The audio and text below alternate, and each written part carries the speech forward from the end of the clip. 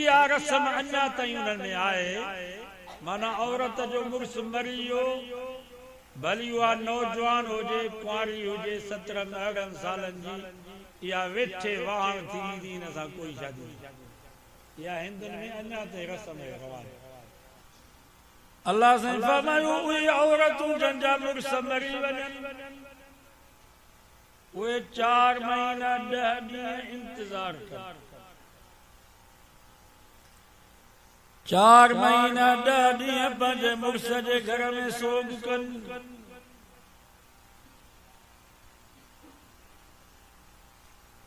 फ़इज़ा बलगना अजलहुन्न फला जुनाह अलैकुम फीमा फ़अल्न fee अनफुसिहिन्न bill मारूफ। कुरान तो फरमाए 4 महीना 10 ॾींहं पूरा थियनि, पोइ उन्हनि जी मर्ज़ी आहे, पंहिंजे बारे में जेकी वणेनि सो फ़ैसिलो कनि।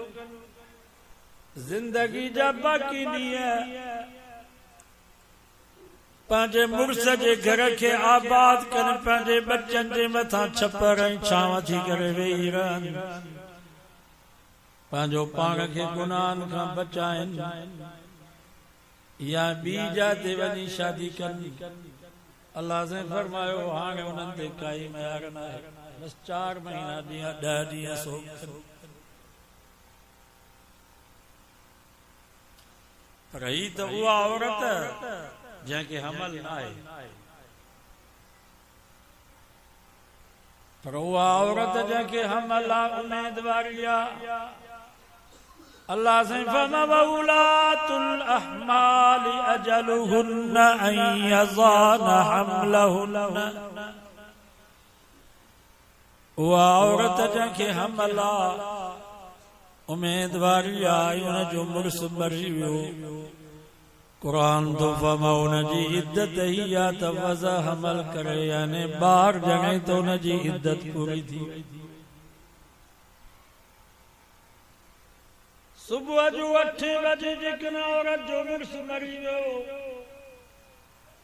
शाम जो 4 बजे जेकर उनखे औलाद थियो, पुट या न्याणी,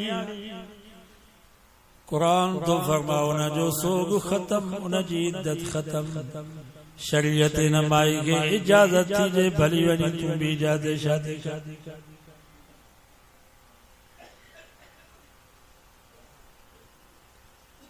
समझो था माना इद्दत ख़त्म, भली बि जाते शादी कर, कुरान इजाज़त ॾेई छॾे। हाणे त साईं चाची मामी मासी पुफीअ जो मुड़ुस थो मरे त शादी कैसे?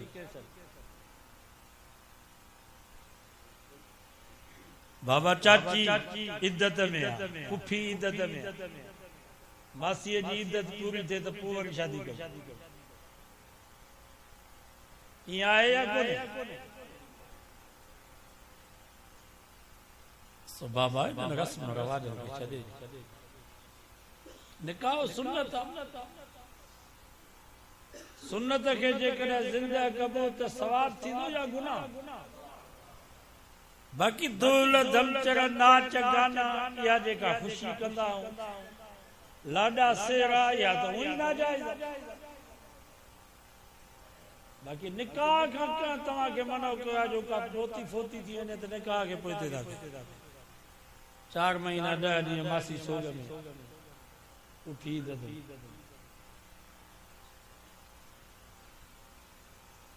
निकाह जी तारीख़ कैंसिल न कंदा।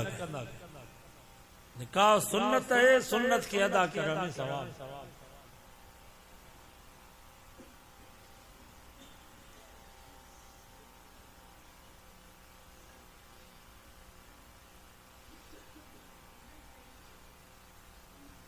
शरीयत चवे थी त बेवान जो भी निकाह पढ़ा।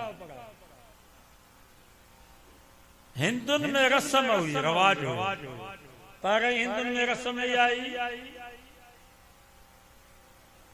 त औरत जो मुड़ुस मरी वेंदो त उनखे बाहि में साड़ींदा त हिन माईअ खे बि बाहि में चवंदा यानी भागी आहे, बसि हिनखे जेरीअ खे बाहि में साड़ींदा। चवंदा या मनूस आहे हिन जो मुड़ुस मरी वियो मुड़ुस सां गॾु पाए में किथे किथे लिक में अञा हिंदुस्तान में इहा रस्म आहे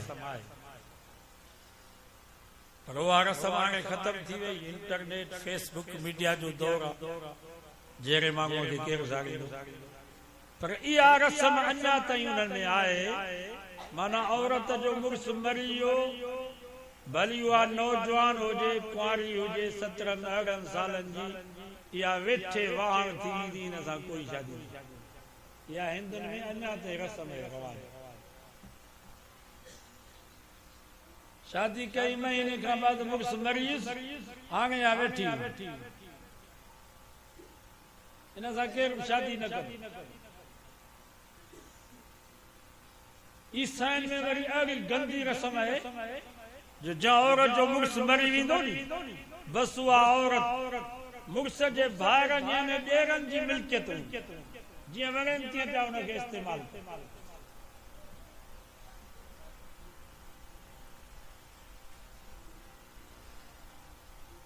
पर वाह मोहम्मद मुस्तफ़ा सल्लल्लाहु अलैहि वसल्लम तुंहिंजी शरीयतूं कुर्बान नबी से फरमायो बेवा जो सहारो बणिजो बेवा जो सहारो बणिजो साईं जन जी उम्र मुबारक 25 साल फूट जवानी हर नबी के अल्लाह ताला दुनिया जी 4000 मर्दन जेतरी ताकत दींदो आहे जन्नत जा 40 मर्द दुनिया जा 4000 मर्द एतरी ताकत हूंदी आहे नबी खे फूट जवानी मक्के जो शहजादो मां तव्हां खां पुछां थो नबी साईं कने निकाह जो पैगाम मोकिले ना त केरु रद्द करे 25 सालनि जे फूट जवानीअ में 40 सालनि जी बेव अम्मा खदीजा सां शादी करे नबी साईं उम्मत खे सबक ॾिनो है मुंहिंजा उम्मतियो बेवा जो सहारो बणिजो बेवा जो सहारो बणिजो मता ईअं सम्झो त बेवा सां शादी कंदासीं असांखे महिराई ताना मिलंदा फरमायूं बेवा सां शादी कंदो त निकाह बि थी वेंदो त मां मोहम्मद मुस्तफ़ा जी सुन्नत बि ज़िंदा थींदी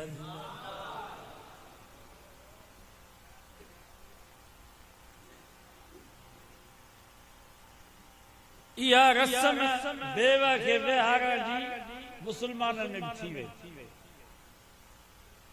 मौलाना मोहम्मद कासिम नानोतवी रहमतुल्लाह अलैहि वडो जलसो कोठायो इन रस्म खे खत्म करण हिंदुस्तान में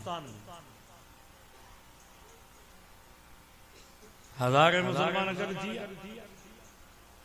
मौलाना मोहम्मद कासिम नानोतवी रहमतुल्लाह अलैहि तकरीर पियो करे त हिकिड़ो हमरा उथी बीठो सवाल करण जे लाइ मौलाना तो समझी विया उनखे फरमायूं बि मां वापस थी अचां पोइ तोखे सुवाल जो जवाब थो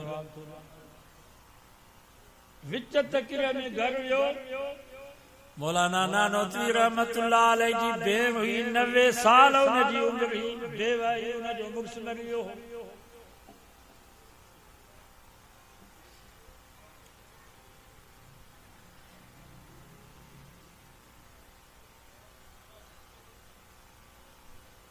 मौलाना नानोतवी रहमतुल्लाह अलैहि पंहिंजो पटको लाहे वरी भेण जे हंज में रखियो अदी जेकर तूं कुर्बानी ॾींदी त मुसलमान माया हिंदुनि वारी गंदी रस्म खत्म थी सघे थी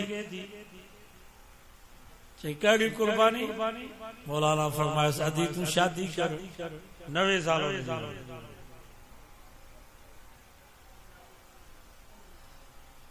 चई जेकर मुंहिंजे कुर्बानी जगह सां शादी करण सां मुसलमाननि मां इहा हिंदुनि जी रस्म खत्म थी सघे थी त मां कुर्बानी जे लाइ तयार आहियां उन वक्त में को कोरागो घोट घुरायो उनजो निकाह पढ़ायो बस शायद घुराए निकाह पढ़ाए वरी मौलाना जे स्टेज ते पहुतो तो हमरा उथी बीठो सवाल करण जे लाइ मौलाना खे चई त तव्हां त जलसो कोठायो आहे त हिंदुनि वारी रस्म खे ख़त्म कजे, पर तव्हांजी भेण उहा बेवा आहे, उनजी तव्हां शादी छो न कराई आहे?